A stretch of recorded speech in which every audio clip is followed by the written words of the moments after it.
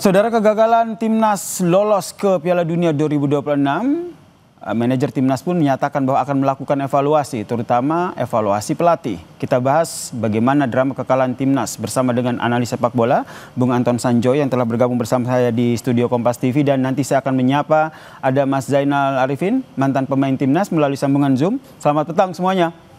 Selamat petang. Selamat petang. Oke, saya ke Bung Joy dulu.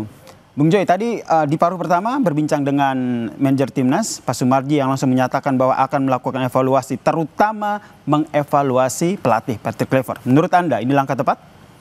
Ya, tentu harus dievaluasi. Bahkan saya kemarin mengatakan di salah satu stasiun televisi, evaluasinya menurut saya harus sangat dalam, menyangkut juga opsi penggantian pelatih.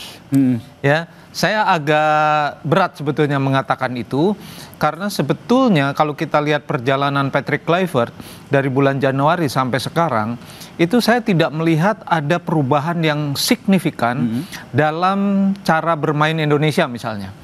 Atau saya melihat begitu seringnya tim ini bergonta-ganti formasi, bukan tactical game-nya, formasi 4-2-3-1 atau 3-4-3 atau apalah, tetapi memang formasi orang-orang yang berada di dalam tactical itu. Pemain-pemainnya itu selalu berganti-ganti. Ini yang membuat saya, ini ketika melawan Arab misalnya, formasinya 4-2-3-1 oke, nggak masalah. Tapi kenapa ada misalnya ada Mark Locke di situ? Kenapa bukan Tom Haye misalnya? Pertanyaan-pertanyaan itu juga berada di masyarakat. Lalu tidak ada Nathan di formasi 2-3. Tidak pernah terjawab kenapa tidak ada Nathan. Kenapa Tom Haye tidak tampil sejak menit pertama? Dia memang tidak bisa, banyak orang mengatakan, pernah tersebut juga, dia kurang bisa bermain untuk 2x45. Tapi kenapa dia tidak bermain sebagai starter? Karena ketika melawan Arab Saudi, ketika Tom Haye masuk, ketika Ole Romeni masuk, kan perubahan dalam menyerang Indonesia sangat signifikan. Bahkan bisa mencetak 1 gol lewat titik penalti karena ada perubahan yang mendasar di sisi pergantian pemain. Jadi kalau saya bilang tadi, kalau manajer Pak Marji mengatakan bahwa harus evaluasi, termasuk evaluasi pelatih, bahkan saya bilang harus ada opsi untuk mengganti. Oke, jadi Anda tidak hanya mendorong evaluasi, tapi mendorong untuk mengganti pelatih saat ini, Patrick Kluivert, ya? Betul, karena sejak awal kan tim ini bekerja secara tim, ya. Ada 3 orang yang sebetulnya betul-betul bertanggung jawab. Patrick Kluivert, Daniel Lansat, dan Alex Pastoor. Tapi kan kita dengar juga yang harus masih dikonfirmasi apakah benar 2 jam menjelang pertandingan melawan Arab Saudi terjadi perdebatan yang cukup sengit antara Daniel Lansat, Alex Pastoor, dan Patrick Kluivert menyangkut susunan pemain. Ini kan yang harus dikonfirmasi. Saya yakin itu ada, meskipun belum ada yang mengkonfirmasi. Kalau ada Pak Marji, saya mau tanya, bener nggak itu? Nanti kita tanyakan ke Pak Marji. Saya ke Mas Zainal dulu sebagai mantan pemain Timnas. Anda sepakat evaluasi dilakukan ke pelatih, yaitu Patrick Kluivert, atau langsung sepakat dengan apa yang disampaikan Bung Joy, mengganti pelatih Patrick Kluivert atas hasil Indonesia gagal ke Piala Dunia? Iya, kalau dari sudut dari sudut pandang para pemain, ya sebetulnya kalau kegagalan ini sebetulnya kegagalan semua. Jadi harapan sih, kalaupun memang harus ada evaluasi ya dari mulai pelatih yang mungkin juga sepakat sama Bung Joy.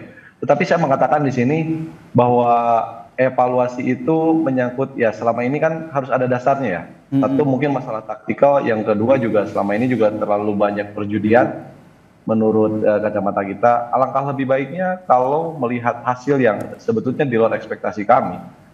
Patrick Kluivert berserta jajarannya lebih baik, lebih kesatria, dan akan mendapat kehormatan kalau dia langsung menyatakan mengundurkan diri. Oke, ada opsi beda nih dari Bung Zainal gitu, daripada di evaluasi dan dipecat, mending berbesar hati begitu untuk mengundurkan diri. Tapi tadi seperti yang Bung Joy sampaikan bahwa kalau mengevaluasi berarti ada hal yang salah dan harus diperbaiki. Betul. Ini puncaknya pada pertandingan Indonesia lawan Arab Saudi atau memang gara-gara pertandingan itu taktik Patrick Kluivert yang salah menempatkan orang-orang, atau menurut Anda seperti apa? Puncaknya memang pada pertandingan melawan Arab Saudi. Karena pertandingan melawan Irak menurut saya adalah dampak dari hasil pertandingan melawan Arab Saudi. Meskipun harus saya katakan pertandingan melawan Irak jauh lebih bagus daripada pertandingan lawan Arab Saudi. Dalam cara bermain, dalam susunan pemain, dalam taktikalnya. Jadi saya melihat ini adalah rentetan panjang dari ketidakmampuan Kluivert menurut saya untuk untuk menghimpun potensi-potensi yang ada di dalam tim nasional ini menjadi sebuah kekuatan yang mampu bersaing dengan Arab Saudi dan Irak. Karena itu sebetulnya dua perjalanan yang tinggal selangkah lagi ya perjalanan itu, dan sangat pendek gitu loh, sebetulnya hanya 180 menit. Berbeda dengan 86, memang dua laga tapi dua tim yang masih harus dihadapi tapi 4 laga. Jadi memang ini lebih maju satu step. Nah, persoalannya adalah bukan hanya persoalan bagaimana Kluivert dan timnya ini meramu tim, tapi juga ada masalah yang sangat mendasar juga, misalnya bagaimana, saya selalu tanya tuh ketika Kluivert pertama kali datang, bagaimana membuat tim ini kohesinya full, karena mereka jarang berkumpul. Nah, ini kan persoalan juga ada di federasi, ada di timnas menurut saya. Jadi ini juga bagian dari tanggung jawab PSSI untuk ke depannya, karena kan memang kalau dalam sepak bola modern mereka kumpul nggak terlalu lama. Tapi Indonesia ini agak unik karena pemainnya kan mencar-mencar dan bukan pemain kelas 1 dunia. Beda dengan Leo Messi atau yang Lamine Yamal yang skillnya udah oke, jadi ketika dikumpulin langsung bisa chemistry-nya langsung oke gitu begitu ya. Levelnya kita agak berbeda. Nah, ini yang harus artinya pekerjaannya menjadi lebih keras, lebih rumit, lebih complicated. Nah, yang ini juga perlu dievaluasi sebetulnya, karena kita akan menghadapi hal-hal yang sama untuk nanti apapun Piala Asia atau penyisihan Piala Dunia, kurang lebih persoalannya sama. Ibarat kata jangan sampai pemain jatuh ke lubang yang sama begitu ya. Betul, jadi nggak boleh lagi terulang masalah-masalah yang dihadapi oleh Kluivert dan timnya ketika memegang timnas. Oke, dan tadi sudah jelas disampaikan oleh manajer timnas Indonesia Sumarji yang menyatakan bahwa gagal lolos ke Piala Dunia sangat mengecewakan dan pelatih Patrick Kluivert pun harus dievaluasi. Kami putarkan kembali keterangan dari Sumarji. Ya, tim pelatih kalau saya. Pemain kan hanya menjalankan instruksi pelatih. Strategi apa yang disampaikan, yang harus dijalankan oleh pemain itu kan dari pelatih. Ya, saya kebetulan kan cukup lama sekali saya di tim ini, dan berganti pelatih pun juga saya ada di situ. Boleh dikatakan ibaratnya sejak lahir ya, saya ngomong mengawali dari round 1, kita lawan Brunei, sampai dengan saat sekarang ini kan saya selalu ada. Kalau ditanya evaluasi apa ya? Pelatih yang dievaluasi. Saya ke Mas Zainal. Mas Zainal, Anda juga apakah melihat hal yang berbeda bahwa memang evaluasi ini dilakukan karena kemarin kegagalan Patrick Kluivert dalam menempatkan taktik saat melawan Arab Saudi? Ya, kalau kegagalan kita tidak berbicara di masalah pertandingan kemarin aja ya. Kita berbicara masalah walaupun sempat ada hasilnya bagus, tetapi secara permainan kita tidak terlihat seperti apa. Game modelnya itu seperti apa. Seperti yang dikatakan oleh manajer Pak Sumardi bahwa itu adalah evaluasi. Ya, memang itu hak prerogatif seorang manajer ya, karena itu pertanggungjawabannya kepada seluruh rakyat Indonesia tentunya. Jadi kalau udah seperti ini, kalau manajer sudah menyatakan seperti itu, ya kita tunggu aja.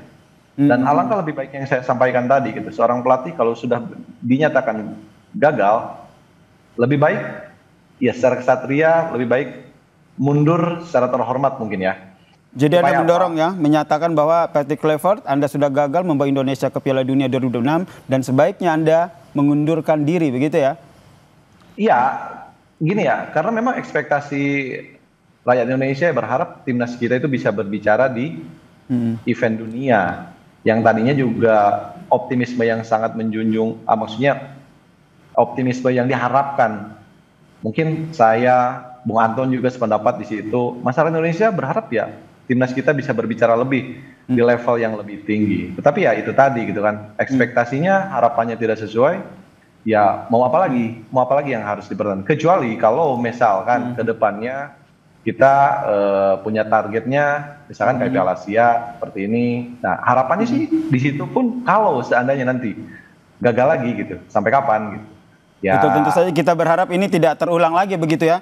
Kekecewaannya Ya. cukup sampai di pertandingan melawan Irak kemarin ya. Pertanyaan yang sama ke dua narasumber saya ke Bung Zainal sendiri. Menurut Anda apakah Ketum PSSI Erick Thohir harus segera menyampaikan pernyataan resminya terkait dengan evaluasi yang dilakukan sehingga bisa ya sedikit mengobatilah kekecewaan publik terhadap hasil timnas ini? Iya, kalau menurut saya sih apa yang disampaikan manajer Pak Sumardi itu juga mewakili dari Pak Erick Thohir sebagai Ketua Umum PSSI, karena mau bagaimanapun statement yang sudah disampaikan itu sesuatu hal yang sudah disepakati sepertinya ya. Kalaupun misalkan ada statement lain silakan, karena itu mungkin kita sebagai penonton nih sekarang, sebagai penikmat sepak bola, ya kita ingin menunggu seperti apa sih evaluasi yang akan dilakukan oleh PSSI itu sendiri. Oke, Bung Joy. Ya, sebetulnya masih banyak pertanyaan publik. Saya pun mungkin juga ada pertanyaan-pertanyaan besar.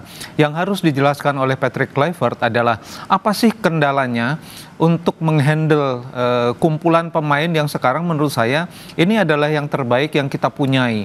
Terlepas apakah dia pemain diaspora atau bukan, tapi ini adalah sekumpulan pemain yang terbaik sekarang.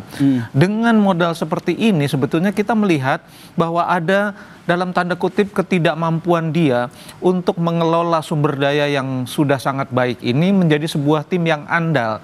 Ini kan yang kita nggak pernah lihat backbone-nya ini benar-benar dimainkan secara dengan taktikal yang benar-benar fix. Dan kemudian kalau taktikal A tidak jalan, ada taktikal B, ada taktikal C. Dan kelihatan dengan sejumlah lawan misalnya. Saya tidak menghitung lawan Australia dan Jepang. Itu sangat tidak saya masukkan karena situasinya sangat tidak ideal. Tapi pertandingan katakanlah lawan Libanon, lawan Cina, lawan Bahrain, itu saya tidak melihat tim ini semakin lama semakin baik. Mainnya menurut saya nggak oke gitu. Ini yang meskipun menang lawan Bahrain, lawan Cina, tapi tidak membuat publik yakin bahwa tim ini mampu bersaing dengan Arab Saudi dan Irak. Dan bahkan, itu di bawah kepemimpinan Patrick Kluivert ya? Di bawah kepemimpinan Patrick Kluivert. Padahal tim ini menurut teman-teman di PSSI adalah tim yang terbaik yang katanya mereka pernah punya. Saya pun sempat berpikiran demikian. Waduh, ini timnya kuat. Bahkan ada Simon Tahamata, ada Cruyff di sana. Saya lihat tapi tidak jalan. Menurut saya kemudian berpikir apakah ini soal kapabilitas? Apakah ini soal kemampuan head coach untuk meramu semua kekuatan dan sumber daya ini menjadi kekuatan yang betul-betul disegani dan mampu bersaing dengan Arab Saudi dan Irak. Dan itu yang kita nantikan ya seperti apa. Kita berharap nanti Patrick Kluivert juga menyampaikan pernyataan resminya juga ya pasca pertandingan selain pernyataan yang sudah disampaikan, dan kita lihat nih seperti apa evaluasi yang dilakukan PSSI pasca drama kegagalan timnas melaju ke Piala Dunia 2026. Terima kasih Bung Joy. Sama-sama. Terima kasih Bung Zainal telah berbagi informasi. Sama-sama. Ya, kita obatilah rasa kekecewaan kita ini dengan terus optimisme ya. Timnas masih terus mengudara ataupun terus mendunia begitu. Amin. Terima kasih semuanya telah bergabung bersama kami di Kompas Petang.